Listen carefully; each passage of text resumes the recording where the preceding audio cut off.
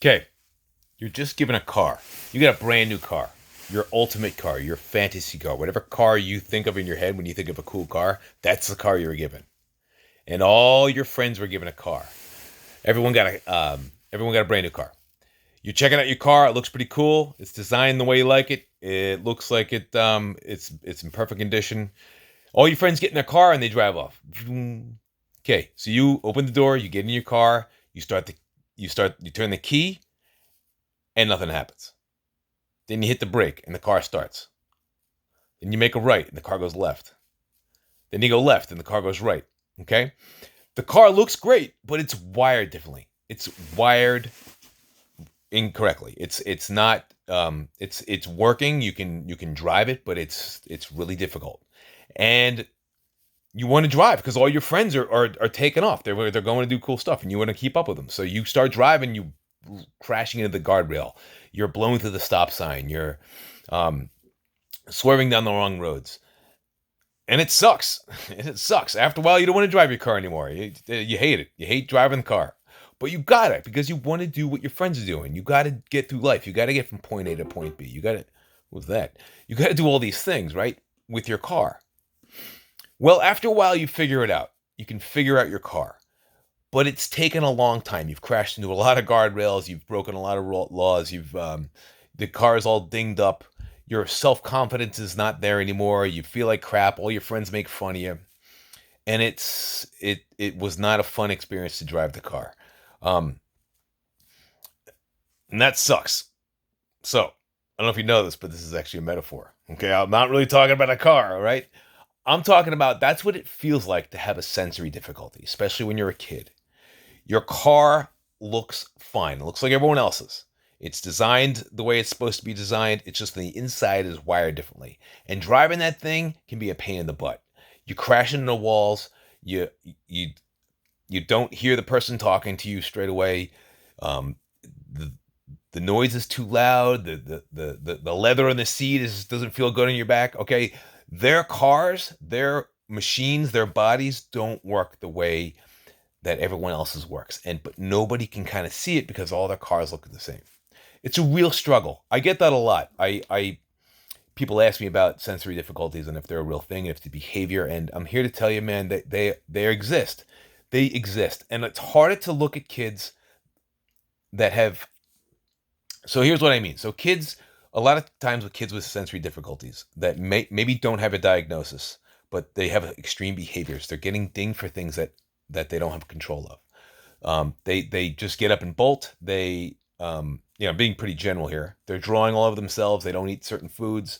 They don't like certain clothes. They won't wash their hands. They won't, take your pick. They getting in trouble for all of these behaviors when their car is just not able to do the things that other cars are able to do. And that's part of what I'm trying to do. I'm trying to spread awareness. That's a big piece of it. It's just being aware that these issues exist. Because if I don't have an understanding that there's a problem there, I'm going to keep doing what I'm doing. For instance, if you have a kid that has a lot of behaviors and they don't necessarily have a diagnosis or but there's something there.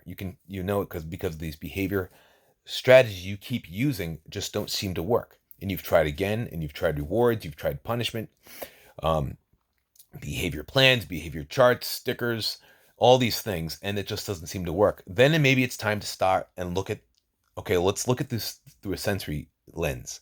Let's look in the environment. Let's look at the input this kid is getting or not getting. These are things to kind of start taking into consideration. Start looking at behaviors through a different lens. Okay, so me as a kid, I sucked at school. I was terrible in school. Elementary school, middle school was even worse, like it's supposed to be. Middle school sucks, but I struggled all the way through school. I got left back in fifth grade when all my friends went to middle school and I stayed in fifth grade. That does a wonder for self-esteem. So my car sucked. I didn't process auditory language very well. I was so uncoordinated. I wasn't very good at sports and stuff like that. Eventually, I ended up with the diagnosis of ADD. I was given a diagnosis of ADD in the late '80s, And that actually was a help because then I got an IEP. With an IEP, I got some accommodations and modifications, but I was also given a break.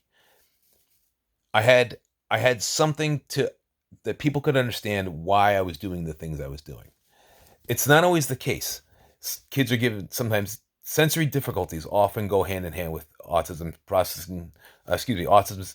If you're on the autism spectrum, sensory sorry, sensory processing disorder, even with ADHD, these are diagnoses. A lot of times, kids don't get that diagnosis, and they kind of fall through the cracks, or it doesn't affect their intelligence. It does. Yeah, well, it doesn't affect their ability to do work or inhibit the learning of others. So in school, they do fine, and they come home and it's meltdown city. So a lot of times in school is the place you get these accommodations and understanding. But if it's not there, why is my kid having such a hard time at home when he does okay in school? Well, start looking at that through a sensory lens. These things do exist. They are real. The struggle is real. If I was in a, if there was a person in a wheelchair, I would not expect them to walk up the steps. Okay? Maybe they can. Maybe kind of depending on what's going on, why they're in the wheelchair, but maybe eventually they'll be able to walk up the steps. But it's clear to me that this might be a little difficult for them to get up the steps when I see them in the wheelchair because the wheelchair is visible. This might sound weird, but a lot of our kids have the wheelchair on the inside. They sometimes cannot do the things we ask them to do because they're the way they're processing sensory input does not allow them to move the way we want them to do. With sensory difficulties comes difficulty with movement oftentimes and processing things that you're telling me into, everything's kind of wired differently, so it makes things difficult. They don't have a ramp. They don't have that accommodation because we don't see it. And that's kind of my point. That's a big piece of what I'm trying to do is spread awareness, because once I'm aware that my kid or my student or my friend or my sister, my daughter, whoever, my brother has a difficulty, whether or not they have that accommodation, that awareness can sometimes be enough, because I'm then giving them a little bit more of a break. I'm giving them some slack. I'm showing them understanding. I I get that you're having an difficulty with this. I get this. Maybe it might be your fault, but let's figure that out. That alone can be enough to help someone get through something, because a lot of our kids don't get that slack. They don't get that leeway. They get dinged behaviors. I hear it a lot. Oh, he chose to run out of class. Oh, she chose to write marker all over her face. Um, he chose to punch Dave in the face. Yeah, well, that may be true, but let's look at the history here. Let's look, how many times does these things keep happening? Is this an isolated incident, or does this keep happening?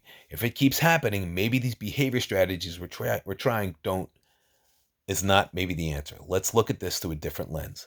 Look at this through a sensory lens, and that's kind of my sensory health tip of the day is being aware, having awareness of, and asking why. Why is this person acting the way they are? Is it truly a behavior? Is it a choice? Or is it something they can't control? Okay. Hope that resonates. Hope that makes sense. Have an excellent day.